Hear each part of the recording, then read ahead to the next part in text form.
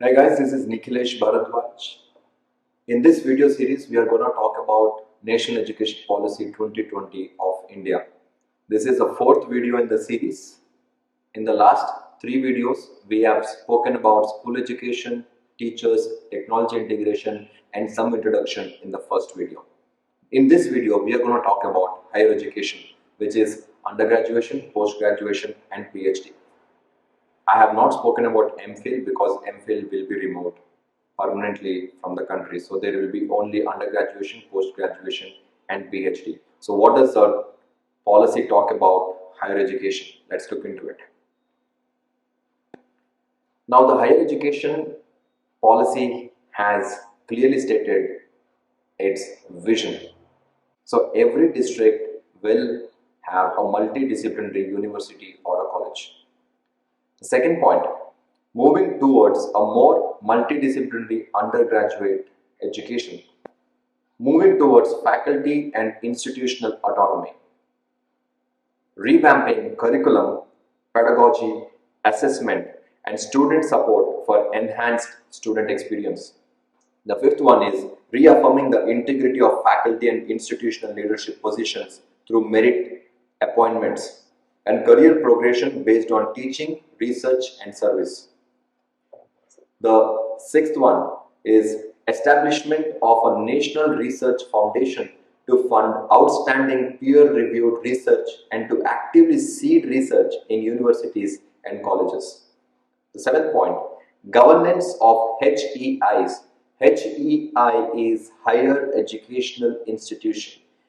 Governance of HEIs by highly qualified independent boards having academic and administrative autonomy.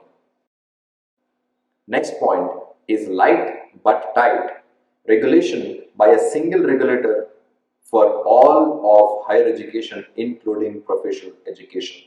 We are going to look at what is this single regulator that the policy is talking about. The last one, increased access, equity, and inclusion through a range of measures, including open schooling, online education, and open distance learning, keeping in view needs of learners with disabilities, and substantial increases in scholarships at private philanthropic universities for disadvantaged and underprivileged students. Now let's going to look at what are the steps that the policy is planning to take.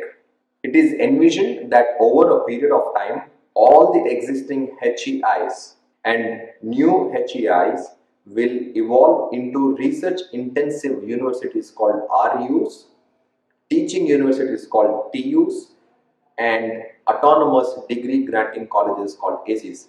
So all the universities, all the higher education institutions will be divided into these three categories: RU, TU, and AC. By 2040, in another 20 years, all higher education institutions shall become multidisciplinary institutions and shall have student enrollments in the thousands for optimal use of infrastructure and resources. By 2025, maximum number of colleges that can be affiliated by a university shall not exceed 300. Now this is a very big statement. Then how are they going to accommodate other colleges? They're going to simply establish more number of universities, and this in the next 5 years is a very big promise.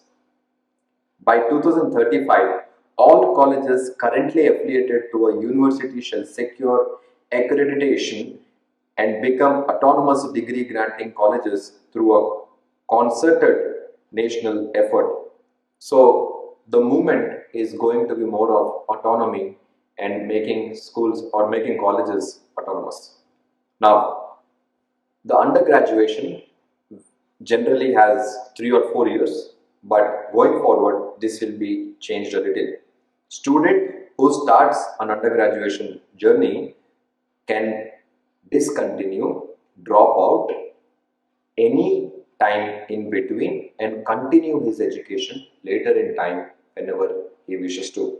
If student completes 1 year successfully, he will be awarded a diploma. If student completes 2 years of undergraduation successfully, he will be awarded an advanced diploma.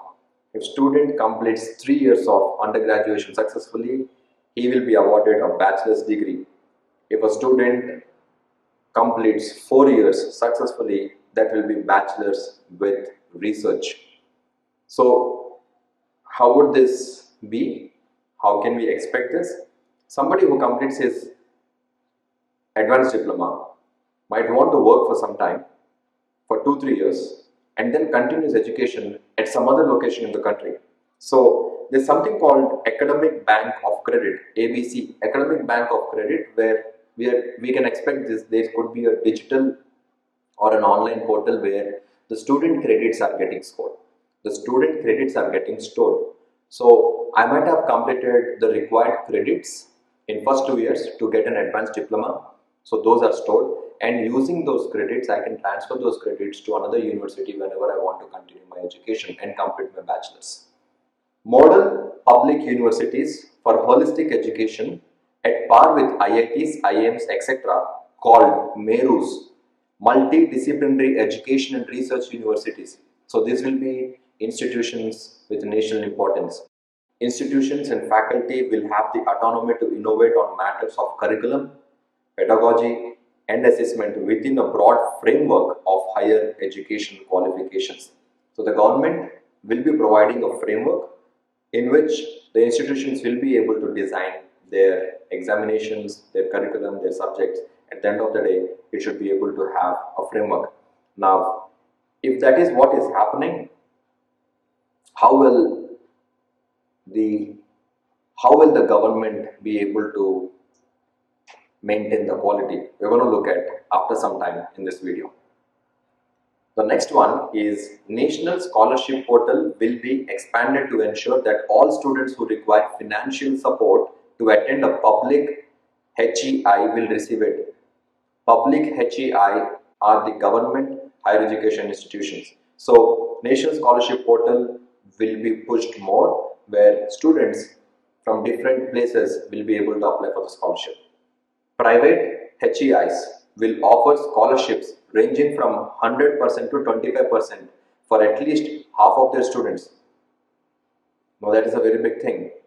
Out of those 50%, 20% should be studying for free, 30% should be studying on scholarship. Another 50% the government is giving them to set their fees independently, right? So that will be more of a sustainable model for a higher education institution.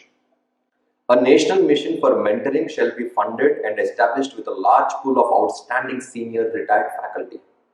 Now, we have been hearing that the teachers will have to become mentors, and students need mentorship more than just lecturing and teaching. Now, a national mission for mentoring, we do not know exactly what to expect out of this, but let's look forward to it. All existing standalone professional education institutions will have to become multidisciplinary institutions by 2030. Either by opening new departments or by operating in clusters, right? So for example, there could be one institution. If the institution is able to open new departments, that is perfectly fine. If they do not have a department, they should be able to operate in clusters and say that, okay, you can study the BCom from me, and probably if you want to study psychology, you can study from within the cluster. Another college is there within the cluster, so student can get the credits from both the institutions. Now this is an important announcement for students in medical stream. All students of allopathic medical education must have a basic understanding of Ayurveda, Yoga and Naturopathy, Unani, Siddha and Homeopathy. This is called Ayush, right? Ayurveda, Yoga and Naturopathy, Unani, Siddha and Homeopathy is Ayush, and vice versa. So anybody who is in Ayurveda should also have knowledge on allopathy. In allopathy, people should have knowledge on homeopathy. Everybody should have knowledge of all of the fields. Next, in order to focus on research and promote research culture in all the institutions in an interrelated and coordinated fashion, there shall be a National Research Foundation called NRF. NRF will provide a reliable base of merit-based peer-reviewed research funding by undertaking major initiatives to seed and grow research at state universities and other public institutions. So we can expect a lot of funding for research going forward in our country, which has been a very big complaint by all the professors and also the students. So we can have different bodies, academies and learned societies having different specializations in the country under NRF. So different researchers might be happening, under which there might be some college students or PhD students who are associated, or the universities which are associated. All this research can again help the government in improving the whole society and as a culture. When a lot of autonomy is given to these higher education institutions, how does the government tackle the quality?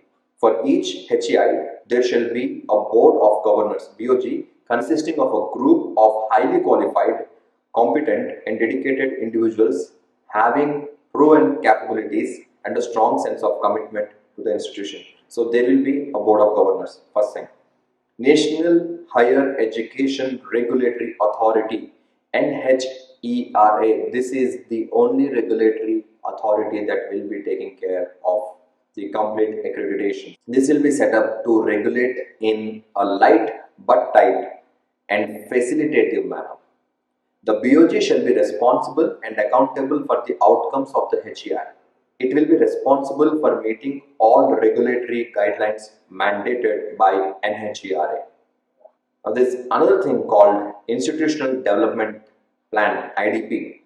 The IDP shall be the basis on which institutions will develop initiatives, assess their own progress, and reach the goals set therein, which could become the basis for further public funding. So, as you all know, universities, higher education institutions need a lot of public funding, a lot of government funding, but those funds will be based on the progress of IDP. So, every education institution will have an IDP, and this IDP will be developed by the BOG, students, teachers and multiple stakeholders in that institution. Public-private partnerships, PPP models will be promoted in higher education. Higher Education Grants Commission, HEGC, will be created, which will take care of funding and financing of higher education based on transparent criteria, including the IDPs prepared by the institutions and the progress made in the implementation of the IDP. So I cannot just have a beautiful IDP and say that, you know what, I've created a beautiful IDP, give me grants. You should also be, the institution should also be able to show the progress in implementation of those IDPs. That's it on higher education. Now let's look at on adult education. Adult education curriculum framework will be developed by a new and well supported constituent body of NCERT, and it will include 5 different types of programs. First one is called the foundational literacy and numeracy, which will include the base literacy like the alphabet, sentence formation, basic numbers, basic mathematical operations that are required for any person to be able to sustain in this society. The second one is critical life skills, including financial literacy, digital literacy, commercial skills, healthcare and awareness, childcare and education, and family welfare. So these are called the critical life skills, which will be taught in adult education. The third program will be vocational skills development with a view towards obtaining local employment. The fourth one is basic education, including preparatory, middle and secondary stage equivalency. So the basic education that we have seen in school education, so adults will be able to pursue that. So somebody can clear grade 10 or grade 12 through open schooling systems and different adult education programs. The fifth program will be continuing education, including engaging holistic adult education courses in arts, sciences, technology, culture, sports and recreation, as well as other topics of interest for the local learners and some advanced critical life skills. So these are the 5 programs the government will have, right? So this is the end of part 4. If you want to look at any of the other parts, you can see we have one last video where we'll be talking about some key points and the promises that the policy makes.